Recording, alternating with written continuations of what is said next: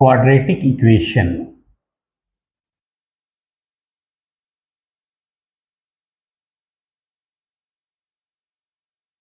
क्या होता है बेटा क्या क्वाड्रेटिक इक्वेशन? तो हम कहते हैं कि क्वाड्रेटिक इक्वेशन एक ऐसी इक्वेशन होती है जो ax square plus B X plus C is equal to 0 के फॉर्म में होती है, जहां पर a b c real numbers होते हैं और हम ये कहते हैं कि a जो है वो आपका 0 नहीं हो सकता। बात समझ में आ रही है? ax square plus B X plus C is equal to 0 के फॉर्म में अगर कोई इक्वेशन होगी तो उसको हम क्वाड्रेटिक इक्वेशन बोलेंगे। ठीक, इस क्वाड्रेटिक इक्वेशन में हम पढ़ते क्या क्या है वो देख लीजिए बेटा। पहली चीज हम पढ़ते हैं डेफिनेशन कि क्वाड्रेटिक इक्वेशन क्या होती है and how you are going to identify the equation whether the equation is quadratic और नॉट। क्लियर है? उसके बाद हम पढ़ते हैं बेटा फाइंडिंग द सॉल्यूशन। अब फाइंडिंग सॉल्यूशन में आप पढ़ेंगे कि कौन कौन से मेथड्स हैं जिनके बिहाफ पर या जिनको यूज करके हम किसी क्वाड्रेटिक इक्वेशन से रूट्स, सॉल्यूशंस या जीरोस फाइंड आउट कर सकते हैं। ठीक है? And the third is nature of roots. Nature of roots means on the basis of roots we can say that, क्या कह सकते हैं कि इस इक्वेशन के रूट्स कैसे होंगे, रियल होंगे, इक्वल होंगे, रियल होंगे या अनइक्वल होंगे या फिर नो रियल रूट्स होंगे। तो ये किस पे डिपेंड करता है? ये डिस्क्रिमिनेंट पे डिपेंड करता है। उस पर हम लोग बाद में डिस्कस करेंगे। पहले पहला पॉइंट डिस्कस कर लेते हैं, डेफिनेशन। तो जैसा कि हमने बताया बेटा कि क्वाड्रेटिक इक्वेशन एक ऐसी इक्वेशन होती है जो ax square plus B X plus C is equal to 0 को सेटिस्फाई करती है, जहां पर a, b और c जो होते हैं वो आपके रियल नंबर्स होते हैं। a आपका 0 नहीं हो सकता। क्यों नहीं हो सकता बेटा? क्योंकि आप सोचिए अगर a 0 हो जाएगा तो ये पूरे का पूरा टर्म 0 हो जाएगा, और ये पूरा टर्म अगर 0 हो गया तो इसकी डिग्री क्या रह जाएगी? इसकी डिग्री फिर रह जाएगी 1। क्लास 9th में आपने पढ़ा था degree of the polynomial. Degree of the polynomial पढ़ा था ना आपने? वेरिएबल पे प्रेजेंट मैक्सिमम पावर, किसी एक्सप्रेशन में वेरिएबल पे प्रेजेंट मैक्सिमम पावर उस एक्सप्रेशन की डिग्री डिटरमाइन करती थी। तो हम ये कहते हैं बेटा कि 2 डिग्री एक्सप्रेशन जो होता है उसको हम क्वाड्रेटिक इक्वेशन बोलते हैं। बात समझ में आ रही है? तो यहां पर 2 डिग्री, इसकी वजह से, इस एक्स स्क्वायर की वजह से अगर ये a 0 हो जाएगा तो पूरा ax स्क्वायर ही 0 हो जाएगा, तो ये फिर एक्सप्रेशन 1 डिग्री का रह जाएगा। इट मींस क्वाड्रेटिक इक्वेशन खत्म हो जाएगी। बात समझ में आ रही है? फाइंडिंग द सॉल्यूशंस की अगर हम बात करते हैं बेटा, तो फाइंडिंग के सॉल्यूशन में 2 मेथड होते हैं। एक तो होता है फैक्टराइजेशन मेथड, जो आप काफी पहले से करते चले आ रहे हैं, फैक्टराइजेशन मेथड, और दूसरा होता है क्वाड्रेटिक फॉर्मूला, जिसको हम श्रीधराचार्य फॉर्मूला भी बोलते हैं। क्या ये क्वाड्रेटिक फॉर्मूला? बेसिकली पहले क्या होते थे, फाइंडिंग सॉल्यूशन फाइंड आउट करने के लिए आपके पास 3 मेथड होते थे। एक तीसरा मेथड भी मैं बता ही देता हूं कि कौन सा था। वो था बेटा completing the square method. Completing the square. अब सीबीएसई ने ये आपके सिलेबस से हटा दिया है। लेकिन अब आपके पास ये 2 मेथड आपसे पूछे जाएंगे कि किसी भी कोई क्वाड्रेटिक दे देगा आपको और आपसे बोलेगा कि इसके रूट्स बताइए बाय यूजिंग फैक्टराइजेशन मेथड या फिर by using quadratic formula. Quadratic formula को हम श्रीधराचार्य फॉर्मूला भी बोलते हैं। ठीक है, अब देख लेते हैं फैक्टराइजेशन मेथड को। तो फैक्टराइजेशन मेथड में पहला मेथड तो वही है जो बेटा आप क्लास 8 9th में ऑलरेडी पढ़ते हुए चले आ रहे हैं। क्या? Middle term splitting factorization. अब मिडिल टर्म स्प्लिटिंग फैक्टराइजेशन में आप जानते हैं, जैसे मान लीजिए हमने एक इक्वेशन लिख ली, कौन सी? 2x square minus 5x plus 3, और हमसे बोला गया क्या? मिडिल टर्म स्प्लिटिंग फैक्टराइजेशन, मतलब फैक्टराइजेशन मेथड से इसके रूट्स या सॉल्यूशंस फाइंड आउट करने हैं। तो हम जानते हैं कि मिडिल टर्म स्प्लिटिंग फैक्टराइजेशन होता है 2x square minus 5x plus 3, इसको हमको फैक्टराइज करना है by middle term splitting method. तो हमने क्या किया बेटा, फर्स्ट टर्म और लास्ट टर्म का मल्टीप्लाई किया, कितना आ रहा है 6x²। अब ये 6x² कैसा है, तो दैट इज पॉजिटिव। अब ये पॉजिटिव है, इसका मतलब इसी से दो ऐसे टर्म्स हम एक्सट्रैक्ट करेंगे जिनको ऐड करने से माइनस का 5x आएगा और उनका प्रोडक्ट 6x² बनाएगा। तो क्या हो सकता है बेटा, -2x एंड -3x। ठीक, तो हम यहां पर स्प्लिट कर देंगे -5x को, 2x² - 2x -3x + 3। पेयरिंग कर लेंगे बेटा, यहां पर कॉमन 2x आ जाएगा तो बचेगा क्या, x - 1। जो पहले पेयर में ब्रैकेट में कॉमन आता है वही दूसरे पेयर में भी ब्रैकेट में कॉमन आएगा, x - 1। अब आप सोचिए यहां पर वैल्यू थी -3x, क्या वैल्यू निकाल लिया होगा कि x बचा होगा, तो -3। सो 2x - 3 एंड x - 1, ये क्या हो गए, ये हो गए इसके फैक्टर्स। अब मान लीजिए हमें सॉल्यूशन निकालना है, तो इक्वल टू अब 0 होगा। यहां पर एक बार ये वैल्यू उधर जाएगी तो ये x - 1 पूरे का पूरा 0 हो जाएगा, तो वैल्यू क्या बचेगी, 2x - 3 = 0। तो यहां पर इसको जब शिफ्टिंग कर लेंगे तो x की वैल्यू क्या आ जाएगी, 3/2। एक सोल्यूशन तो ये आया। दूसरे केस में हम एक इसको इस साइड शिफ्ट करेंगे, जब 2x - 3 इस साइड पे जाएगा, राइट साइड में शिफ्ट होगा, तो ये पूरे का पूरा 0 हो जाएगा। तो क्या बचेगा यहाँ पर लेफ्ट साइड में, x - 1 = 0, तो x की वैल्यू क्या आ जाएगी, 1। तो आप समझ पा रहे हैं, x की दो सॉल्यूशंस आ जाएंगे, 3/2 एंड 1। कैसे, by middle term splitting method. ठीक है ना। अब दूसरा मेथड हमने क्या बताया आपको, दूसरा मेथड हमने बताया क्वाड्रेटिक फॉर्मूला। क्वाड्रेटिक फॉर्मूला क्या होता है पहले वो देख लो, फिर उस पे बेस एक क्वेश्चन कर लेंगे बेटा। तो जैसा कि हमने आपको बताया कि क्वाड्रेटिक की जो बेसिक इक्वेशन होती है that is ax² + bx + c = 0। ठीक है ना। तो श्रीधराचार्य ने जो फॉर्मूला दिया उन्होंने बताया कि x = -b + -√b² - 4ac upon 2a।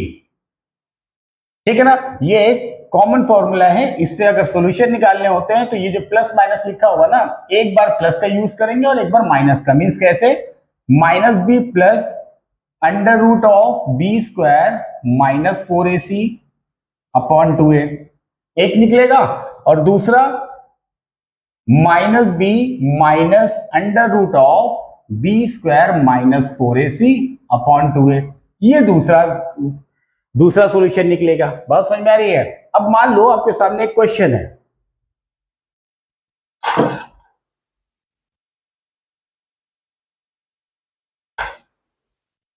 क्या है क्वेश्चन, x² - 7x + 12।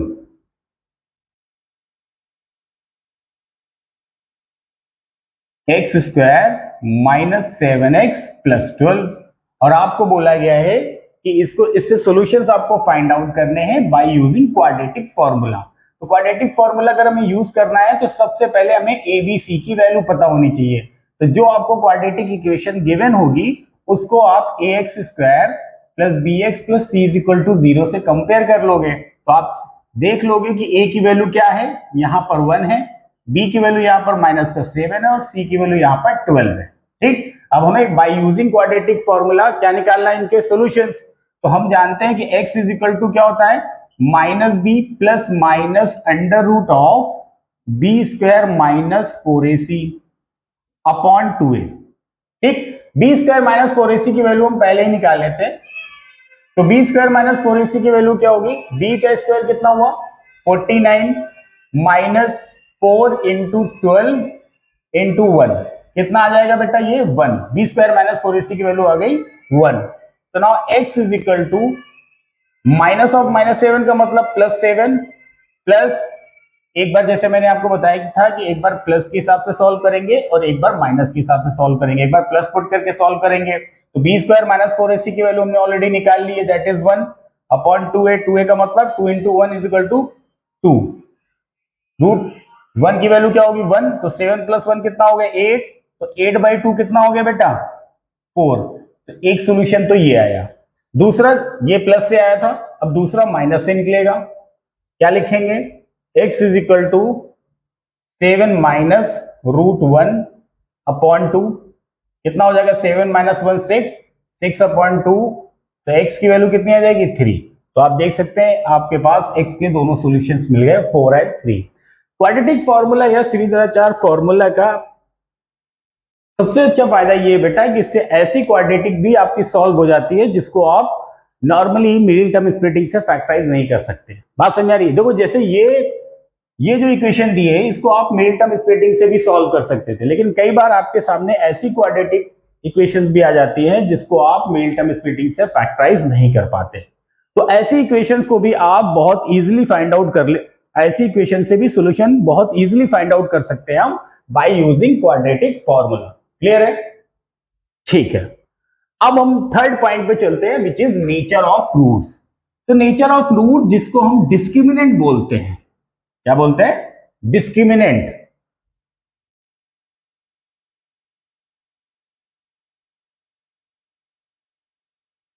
जिसे हम कैपिटल डी से रिप्रेजेंट कर देते हैं।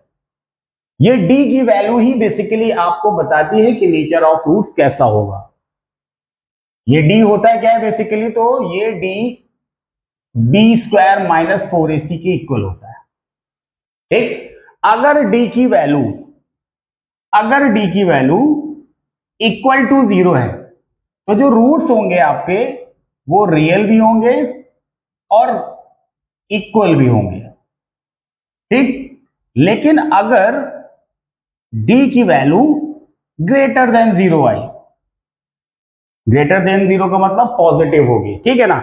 डी की वैल्यू अगर ग्रेटर देन 0 आएगी तो रूट्स रियल तो होंगे बट वो अनइक्वल होंगे, ठीक है ना? और थर्ड पॉइंट क्या कहता है बेटा कि अगर डी की वैल्यू लेस देन 0 हुई, मतलब यहां पर जो डी की वैल्यू मतलब बी स्क्वायर माइनस 4ac की जो वैल्यू होगी वो नेगेटिव आएगी, और अगर डी की वैल्यू नेगेटिव हुई तो हम ये कहते हैं there would be no real roots, there will be no real roots. बात समझ में आ रही है? अब जैसे हम एक छोटा सा क्वेश्चन ले लेते हैं आपके लिए।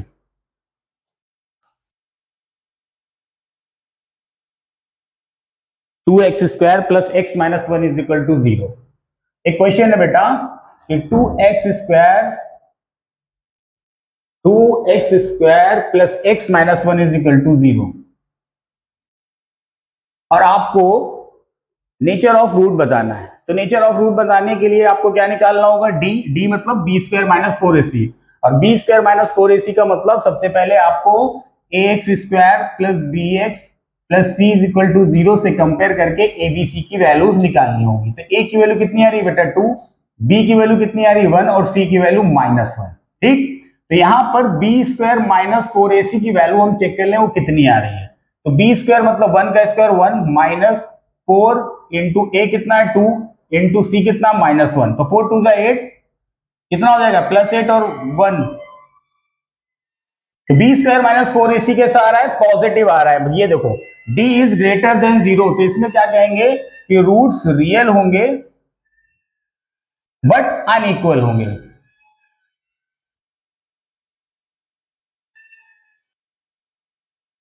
अब ये क्वेश्चन देख लिया, अब दूसरा क्वेश्चन देखो बेटा जिसमें अगेन नेचर ऑफ रूट्स आपको बताना है। दूसरा क्वेश्चन क्या है बेटा? 2x square minus 8x plus 8, 2x square minus 8x plus 8 is equal to 0, और हमें क्या बताना है? नेचर ऑफ रूट बताना है। तो पहला स्टेप क्या है कि ax square plus bx plus c is equal to 0 से आप कंपेयर कर दो। तो a की वैल्यू यहाँ पर 2, b की वैल्यू -8 और c की वैल्यू भी 8 आ जाएगी। अब क्या करना है बेटा? बी स्क्वायर माइनस 4ac की वैल्यू चेक कर लो। बी स्क्वायर मतलब 8 का स्क्वायर, तो 8 का स्क्वायर माइनस 8 का स्क्वायर क्या हो जाएगा? 64 माइनस 4 इंटू ए कितना है 2 और ये कितना है 8।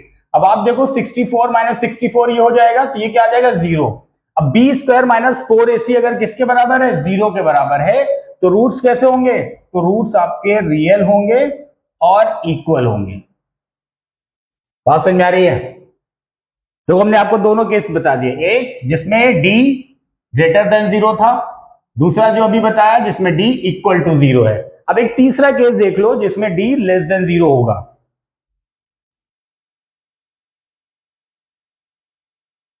क्या है question? X square plus X plus 2, X square plus X plus 2 is equal to 0। क्या करेंगे, ax square plus B X plus C is equal to 0 से कंपेयर कर लो। तो a की वैल्यू 1, b की वैल्यू 1 और c की value 2। Now B square minus 4ac की वैल्यू निकाल लेते हैं। बी स्क्वायर मतलब 1 का स्क्वायर 1 माइनस 4 ac का मतलब 4 इंटू 1 इंटू 2। आप देख सकते हैं 4 2 8, 1 माइनस 8 7 हो गया। ये वैल्यू क्या आएगी, -7। -7 का मतलब क्या हुआ, d इज लेस देन 0। अब d अगर लेस देन 0 होगा तो इसका मतलब हम क्या बोलेंगे बेटा, कि there would be no real roots.